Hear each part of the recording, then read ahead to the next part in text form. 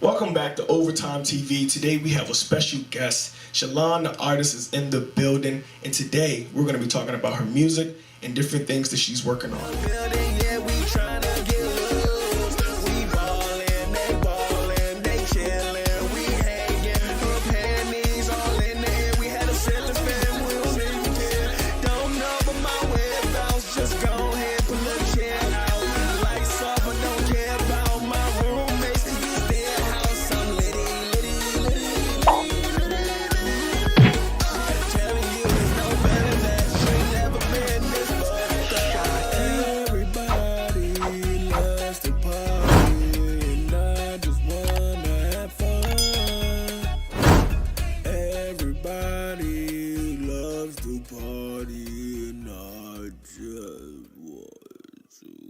That she's working on.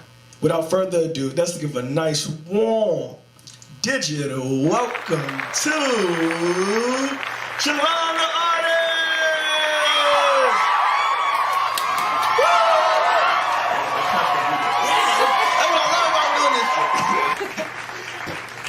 Welcome to the show. How's your day going so far? Good, good. It's morning and waking up, have my coffee over there. Oh yeah, what does the morning look like for you on a regular? It can vary. So I'm an entrepreneur, so I can be at home or I can be on the road. I can be in the studio. I can be anywhere. You were in the studio last night working hard. Yeah, tell us about that experience. Yeah, so I'm doing it. It's another collaboration that I'm doing with Rico Anderson. Nice. He's also a DJ and he tours with Kid Capri. So he called me in and is like... Shouts out to Kid Capri. Yeah. So he called me in and is like, hey, Shalon, I want you to do, I got a track that I want you to... It's an EDM track. Okay. And so I'm like, yeah, cool, come on. So he actually wrote the lyrics. So it's actually the first time that I've done a track where someone else has written the lyrics. So you're not opposed to that, huh?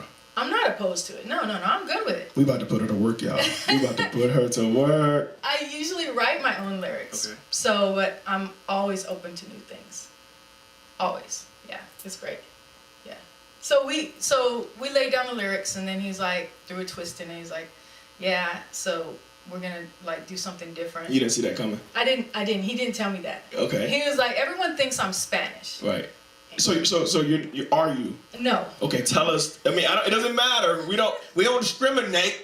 I'm not Spanish. Tell us more about your ethnicity. So I'm African American and American Indian, and I have some Austrian in me. So that sounds like all of us, you right, know. Yeah, I'm let that King Maine slang. Right. Okay, no, that's what's up. Okay, no, I mean, Happy Black History Month. Woo! I ain't want to assume. I'm like, she look a little Latin. I don't know. I'm just kidding with you. No, I'm definitely black. Black. Yeah, my grandmother's like an icon in her town for Black history and all that. Oh, nice. Well, tell us about your grandma. Give us a couple of, I know you don't have to, if you want to, give us a couple of seconds. Tell us about that. Go ahead. Yeah, so my grandmother just turned 92, and we're from Portland, Oregon. So she actually is, when she moved to Portland from Mississippi when she was younger, she started joining all the black clubs and making a huge difference in the community, changing the community completely. They have her mural on the urban housing and development building. Wow. Yeah, they have a mural. So it's just the stardom and that community, that entrepreneur, that drive, that passion to make a difference. That's just in you. That's just all in you, huh? I think it is. Yeah. I think so too. Cause I see you with your kids and your mom. You're a super mom, but you're still like in the studio. You're still entrepreneur, and I'm like, yo, who is this? Who is this? Who is this? Who is this? And how does she have more time than me in my day? I don't have any time. I'm like scrounging for time all the time. And like people call me at 11, 12, 1 o'clock in the morning and don't realize that I do try to sleep. I do actually try to go to sleep. Y'all heard that. She trying to go to sleep. Yeah, so I'm like, I've had to make it so I have to turn my phone on, do not disturb at a certain time. Because they see my work ethic, they think that I work 24/7. Right. I don't work 24/7. I just make it look like I work 24/7. Boy, do I know. I squeeze everything into a very packed amount of time, and I don't know how I do it. I'm watching. I'm trying to figure out how does she do it. How do you make time for your music in the midst of all of this? My music is full-time. Okay. My business is full-time. My kids are full-time. So it's just a matter of making it happen. It's like one done, one after another, after another, after another. And your kids do music with you as well. Well, my little one does. Okay. She's very musically talented. My 22-year-old. 22-year-old. Very musical. You look like you 22. No, I have a 25. We ain't gonna get into no age. I know better than that. You good with that one. I was good with that one. She said she got a 20. She said I got a 25-year-old. Yeah. She gonna go a little bit higher. She gonna be at my age. Okay, I was about to say, God dang. I'm not gonna talk about my age on TV. No, making me feel like I could, man. I have actually. Black don't crack. 3 adults. I have 3 adults. 3 adults. Oh yeah, you about to be free. Well, you probably already free. I have a 9-year-old. Oh yeah, I got a 9-year-old. Yeah, so yeah, so you got man. And then I got another one on the way. Oh, congratulations. My God. Thank you so much. Oh my God. I was like, God damn, I got to start over again. All the way over. That's how I was. But it's cool. You know what? Yeah. And I don't mean to jump off. It's not starting over for me personally because I was 19 when I had my first child. Me too. And I was about 22 when I had my second. Mm-hmm. But I'm not the same man that I am today. That this when Noah gets here, he got. I mean, my kids, they all get the same daddy, but he got mature daddy. He got not fresh out of high school daddy. He got fresh out of college daddy. You know what I'm saying? Like my brain, it's on a whole nother level. So I take that back. It's not starting over. It's, starting over. It's actually blessings in the mix. Absolutely, yeah, absolutely. Blessings in the mix. When you, I felt like when my other 3 were getting to the age of, maturity, I think God just was like, ooh, I see you. You're up to no good now. Like you think you're free. You think you're free. You're not. Bam. Just like that. Just like that. Oh, man. On that note, we're going to get to a commercial break. My name is Shanae Jones, and this is KNKY, which stands for Know the New Kinky Year. Tune in each and every Wednesday at 10 p.m. on Instagram to view me live to talk about all things sex.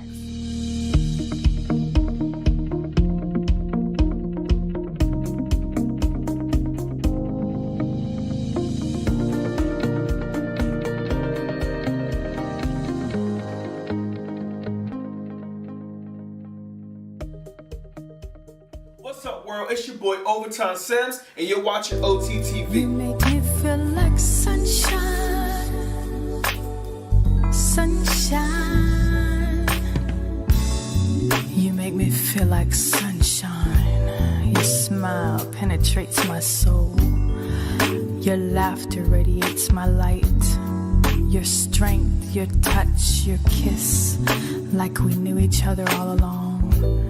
Like our souls combined long ago in a passing. That passing, don't you know? That smile, that light, that night was all ours. I like your music. It's difficult because, not difficult. It's difficult for me not to like it. That's what I want to say. Okay. Because that's the kind of music I make. Like, my ex-wife, she probably was so pissed because I did like a whole project just like, you was wrong. I know I did my shit, but you was wrong.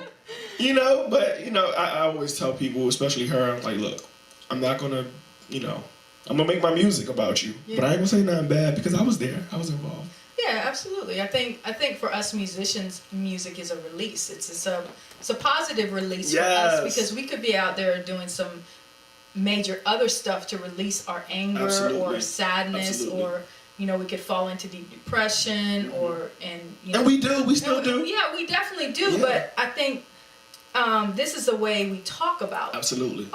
This is instead of going to therapy. This is the way we get it off our chest. And some people are like, why don't you ever perform these other songs? And I'm like, because it brings me back. Yeah. Oh my God. It brings me back to those times where it's really heart tugging. I know I should perform those songs, and like my oldest daughter, she's like, well, that's kind of like the passion of it. And I'm like, yeah, but I don't want to break down on stage. I don't want to really break down on stage because it's still really hurtful. I'd rather get it off my chest and let it go. See, I can agree. I can relate with that 100%. I was just having a conversation with someone. I said, when I create the music, that's one stage of therapy. Right, yes. Okay. And artists out there who may created a whole bunch of music who may not have, they understand that sometimes you're not putting everything out. Right. To put it out is a lot. Yeah. In general, oh shit. It's one thing for me to write it, get it off my chest. Right. Then I gotta go invest and go record it. Right. And then it's like, okay, I didn't invest in recording this. I wanted it to go out, but do I really want people to know that I went through this? Yeah, well, that's the thing. You know, when I started in 2012, actually before that I was writing poetry. Okay. And I didn't really show it to anybody because, you know, you look at all the judgment around you. Yes. And that's where in 2017 and Okay. 2018 I had to say, look, I can write this and keep it to myself, or I can let it completely out because you know that someone else is going through the same thing and they don't want to talk about it either. Right. So they don't know how to relate to, they don't know how to let their anger out, let their feelings out. They think it's only them that's going through this. Right. So for me to take all the judgment away and say, I don't care what you think, it was hard for me. Absolutely. Because I'm looking at my parents, I'm like, I don't think they really want to know about all this stuff that's going on. But then in my mind, I'm like, it's not for them. This is for everyone else that is actually going through this. Let me tell you, I don't mean to cut you off. And it was something that I said on one of my songs. Right. That she didn't realize bothered me as much. And I'm a guy, I'm one of those guys. I'm not gonna, I talk about my feelings, I go to therapy, but I'm not gonna sit there and tell my family member, you wrong with me. Because the relationship and, you know, black culture is more important than, okay, that little bit of feeling that I'm feeling. But that feeling be real too. It's real. It's so real. Yes. So instead of me, you know, confronting her and knowing that it'll lead to something else, I created a song. It wasn't on purpose. It wasn't to let you, you know, this is what's going on. It was to get it off my chest. Right. I needed to free myself. And to release it was that second stage I was telling you about of, I don't care what you think. Right. It's out here. Yes. This is how I'm feeling. Yes. And it's like me telling y'all how I feel. And when she talked, she's like, yo, I'm so sorry, blah, blah, blah. I was like, oh my God. I asked I said, y'all, you think she heard the song? Because my family apparently don't listen to my music. Well, Shots. Right. You know what I mean? Yeah, exactly. That's what I was thinking. I was like, yeah, they're not going to listen to it. Right. Because it's like not their style Exactly. of music. So they're not going to listen to it. But they did listen to some of my music. But now at this point, I don't think they really listen to it. I think they support me in other ways. Right. But they realized that I was going through so much that they don't want to feel that. Yeah, of course. like they couldn't be there for me. Before I lose it, would you, if you had a safe place, where you could perform one of those songs, right? Yeah. Would you do it? Yeah. Because I'm gonna go ahead. I'm better. I'm getting better now. Like I am performing some of them. But when I first started, I was like, I can't. I'm with you. Like I can't perform that song that I was just talking about. I literally every time I listen to it, I cry. Right. I'm in tears. Right. I'll be sitting in the bed in the morning, and tears will just be rolling down my face. And she knows that, you know, he must be listening. I got the earpods on. He listened to that shit. Yeah. But I told myself, I'm gonna get here and I'm gonna perform. I'm gonna let my tears. If they fall, they fall. You know. But I'm not. Everybody.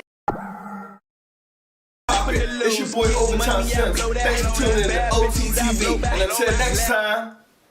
Before you ask about my day, I bet my smile every time I think about you. I changed the way I used to think. I think about you. And now it's obvious.